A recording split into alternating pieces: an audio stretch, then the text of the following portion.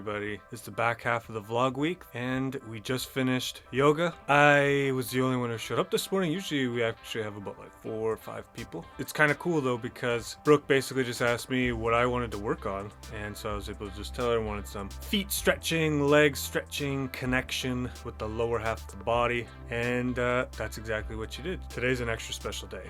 We finished both of our assignments, so we're gonna go over those quickly, make sure we covered everything that we needed to cover, hand those in, then we are going to edit the vlog for most of the morning, and then probably get to work on our next mentor track as well, the big one. This evening at 5 p.m. we have a Q&A with none other than Wolfgang Gartner. Really excited to hear this guy's story. Like, this is like the epitome of that electro house EDM bubble era, as we usually do. Coming right up is a synopsis of Wolfgang Gartner's career, and then right after the Q&A, all my feelings and my thoughts about what was shared, I just let pour out. These Q&As are my top 3 favorite thing about Icon. They are so motivating, and you just hear them piecing the dots, connecting the dots of their story. One opportunity led to the next, which led to this, which led to that, which led to this. For me, I kind of look at some of the stuff that I've accomplished, even some of the just small things that kind of have led to other things, and I go, oh my god, like, wait a sec here. I'm in the middle of the dots that connected in their story right before certain things happened that propelled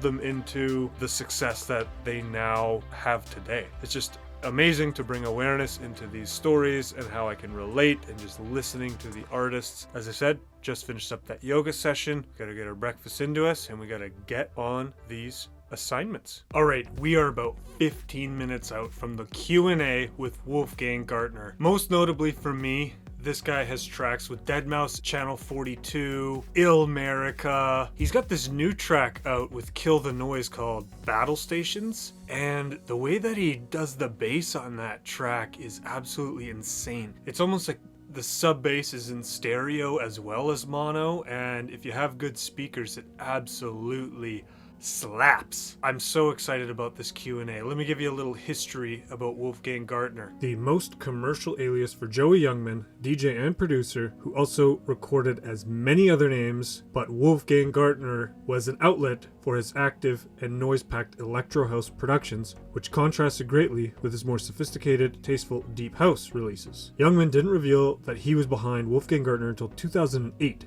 once the alias gathered steam in clubs. From 2007 through 2011, there were nearly a dozen Gartner releases, along with remixes of tracks by Tiesto and Sneaky Sound System, Mastercraft, and Britney Spears. Weekend in American, September 2011, Youngman released the first Wolfgang Gartner album. Weekend in America, which was released on Ultra, allowed him to indulge in his love for rap music by roping in guest appearances from Cameron, Jim Jones, will.i.am, and Eve.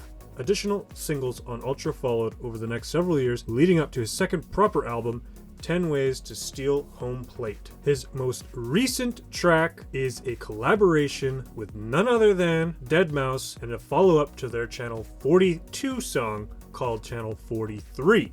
Alright, we don't have much more to say. I'm really freaking excited. We're only a few minutes away. I will see you very soon to tell you all about how this went. Holy shit, everyone. One of the best Q&As, hands down. Do I say that every video? I mean, they're just mind-blowing. Right at the end, he goes, we're all in these COVID times where artists aren't touring, and a lot of that income is gone. And he said that the artist is here right now who is going to rise to this occasion and create and do something that allows us all to level up together.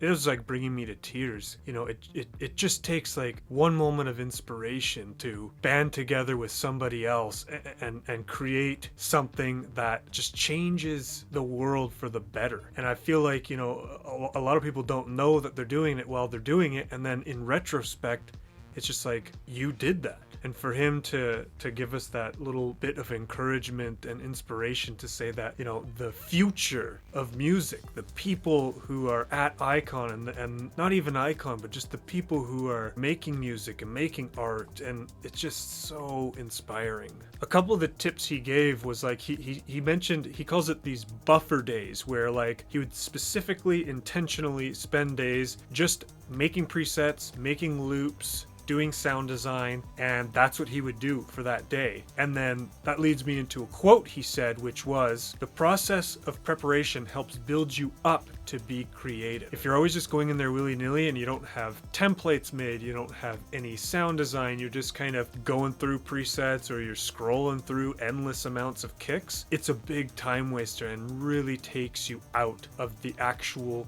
creative process. All right, that's it for me today. Tomorrow, I'm hoping that my Unit 5 assignments get marked this morning. Yep, we are just waiting for our marks. We have completely finished Unit 5 already. Marks should be coming in any second now. Let's check this out.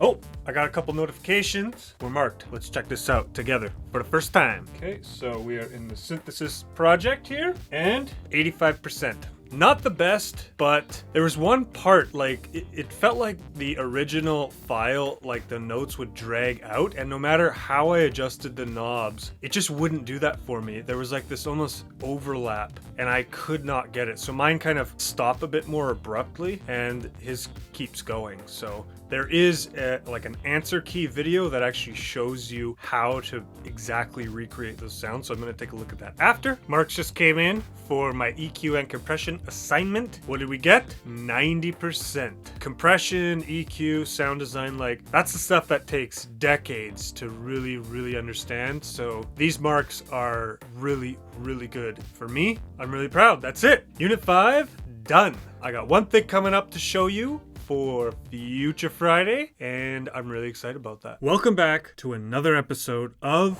Future Fridays. Future Fridays is my vlog segment where I show you something that stood out for me at Icon this week. And we learned how to do a riser within Serum. I took this to the next level by adding a bunch of effects, adding an LFO that panned some white noise, and this is what I got.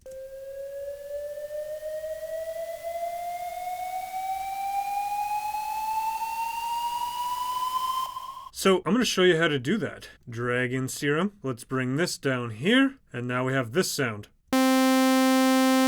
Envelope 1 actually controls the overall attack, decay, sustain, release amplitude, aka volume. In order to control other parameters, we might not necessarily want to use this one. So envelope 2, this can be mapped to anything. This could be mapped to filter envelope, this could be mapped to your white noise level, etc., etc. So for this example, we just want a basic noise riser. And so we're actually going to go in here, turn on our basic shapes, which comes with every version of Serum, and then we're going to do the same here. Basic shapes. Let's do square wave, saw wave. Sure. Let's hear how that sounds now.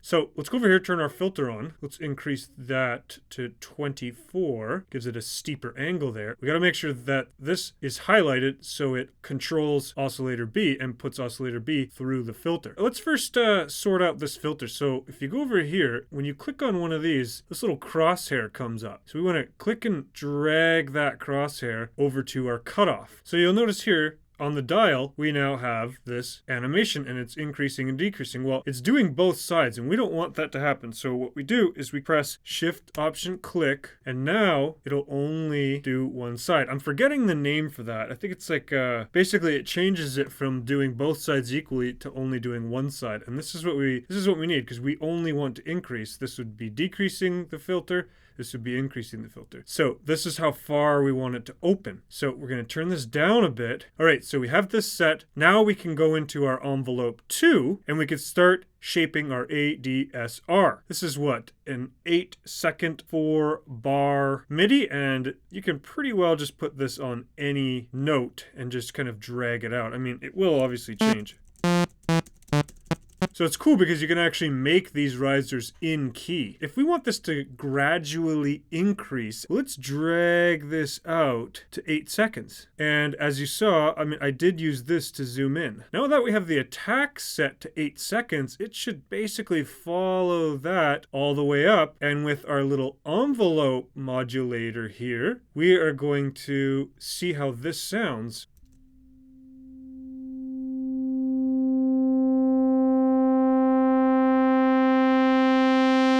And you could see there's a blue dot going all the way up. So that sounds cool. That sounds really nice. But here's the thing. We want this not to just go up. We want this to actually pitch up as we go. In order to do that, we're going to come over here and we're going to use this little coarse thing. Let me just hover over that. So we want to use that. So let's also drag our envelope onto there. And we want to use the same Shift Option click. And we want that little thing to shift over there so it does the same as here, but over there. It's just harder to see. And so let's do that for oscillator B. There we go. We've got it set up. Now, if you click and drag this and then hit Command, it will go up by 1. If you don't, it goes by decimal place. So we want this to go up 2 octaves. Let's try 1 octave for oscillator B. Okay, so let's see how that sounds now.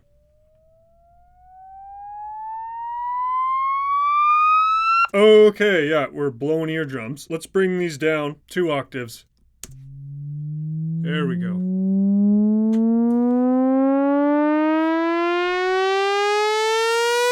All right, the tension, the hype. I love it. You could just stop there, and if you have a whole bunch of white noise to kind of put around this, it already sounds really good. One thing I like to do, or that I've noticed sounds even better, is adding reverb. And honestly, just the generic setting that Serum's already programmed with, cranking the dry wet, take a listen to this.